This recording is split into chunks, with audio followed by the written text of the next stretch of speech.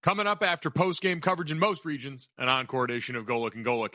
Is expansion in the near future for the NCAA tournament in March or the college football playoff?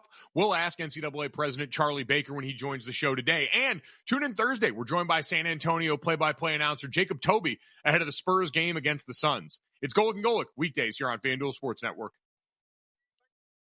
Thunder Live on FanDuel Sports Network is brought to you by Toyota. Let's go places. The Thunder extend their win streak to 10 straight games here inside of Barclays Center after taking down the Nets 121-92. Let's get you over to the press room so you can hear from Thunder head coach Mark Daigneault postgame. Mark, in talking to Aaron Wiggins before the game, he was just saying tonight is an internal standards kind of night, just to be able to make sure you're delivering on that right away, particularly coming in late last night. What did you make of just the opening, 8 minutes or so to really establish what you needed to here on the road on the back-to-back? Yeah, I thought it was a business-like effort by the team. When it comes to your habits, you're getting better or worse every night, and we got better tonight, which is a credit to the guys. I thought we played in character the whole game on both ends of the floor, got contributions from everybody, but most importantly, played to our identity and played to our habits.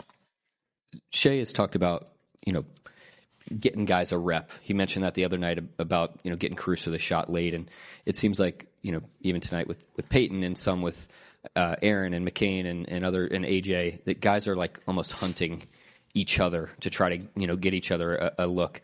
What goes into that inside of the team? Well, they care about each other. They put the team first. And I think at this point, with the experiences we've had, they understand that we need everybody, and we need everybody playing confidently and playing their best as we come down the stretch of the season and head towards the playoffs. So I think there's obviously a lot of unselfishness to that, but I also think there's some maturity in understanding. We're trying to activate each other and get everybody playing, like I said, to their identity and with confidence. Coach, Jared McCain, leading scorer tonight with 26 points. What can you say about how he's developed since coming to Oklahoma City? I don't know how much he's developed, but he's definitely integrated well. He's learning his teammates. He's learning our system, the fundamentals that we emphasize. I thought in the first half especially he had some really good defensive possessions, which has been really encouraging. He's done a really good job of committing to our fundamentals and the things that we need to do on the defensive end of the floor. Obviously, he's a very potent offensive player, but he gives up some size and needs to be really fundamental and feisty, and he's done that, especially lately. So we're pleased with the progress he's made there, and he continues to be a fan favorite in the locker room just with the way that he's approached things since he's been traded here. Coach Hayward on AJ's game tonight? I'm sorry, AJ? Yeah, AJ. Yeah, I mean, he just keeps humming along. He's a really good player. He's got a great floor game, plays both ends of the floor. He passes, he touches the paint, he scores. And he's a very steady presence on the floor, for a young player. So thought he gave good minutes again tonight. Nothing special relative to what he's done so far, but he continues to prove to be a consistent contributor.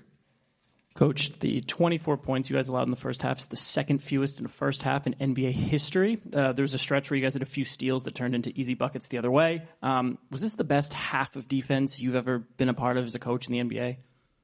I mean, I wouldn't go that far. I thought, they missed shots, that they made in the second half, so there's always a shot variance element to it.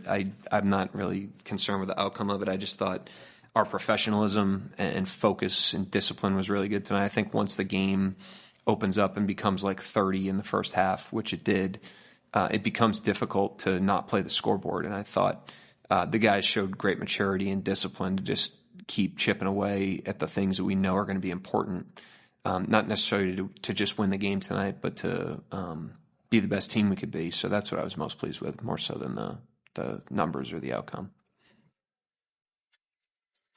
This is your guys' 30th game this season with at least 25 points off turnovers. It's the most in the play-by-play era, beating a record you guys set last season. Just when you hear a stat like that, obviously that's a hustle thing. Just how much does that kind of speak to the sustained defensive intensity that you guys have night in and night out?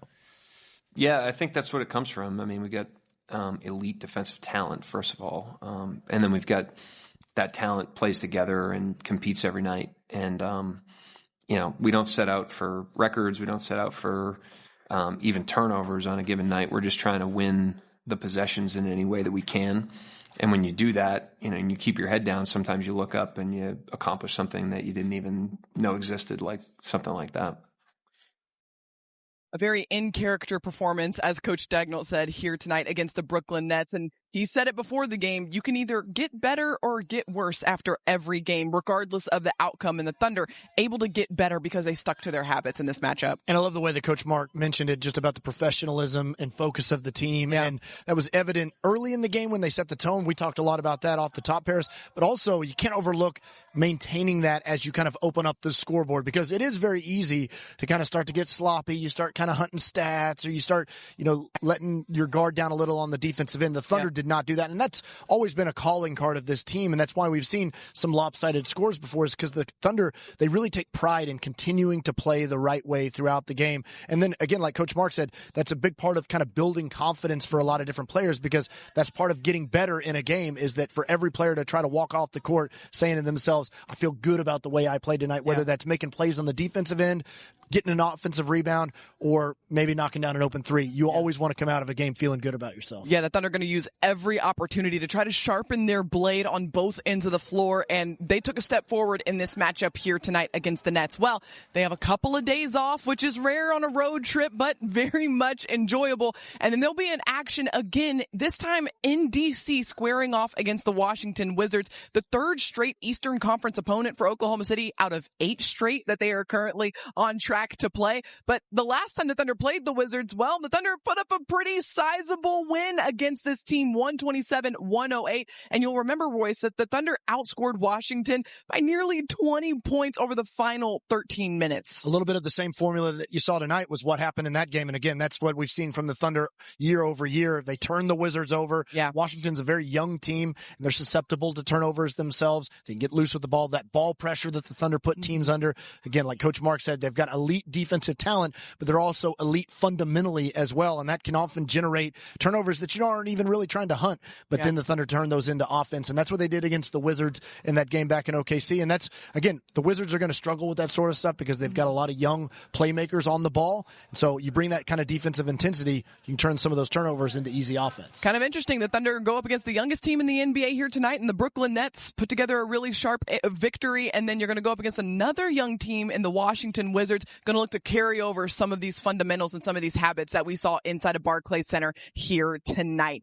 Just a reminder, that game against the Wizards, it's a little bit earlier on Saturday. Tips off at 4 p.m. Central Time, but tune in 30 minutes early. Me and Royce, we got you covered on Thunder Live pregame on FanDuel Sports Network. Get you everything you need to know as we lead into tip-off game number 3 of this 5-game road trip.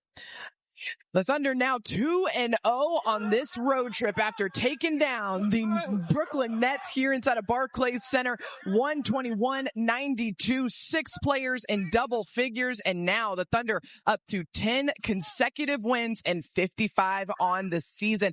Gonna head out to DC for stop number 3 out of 5 against the Wizards on Saturday. Until then, thanks so much for tuning in. Have a great rest of your night.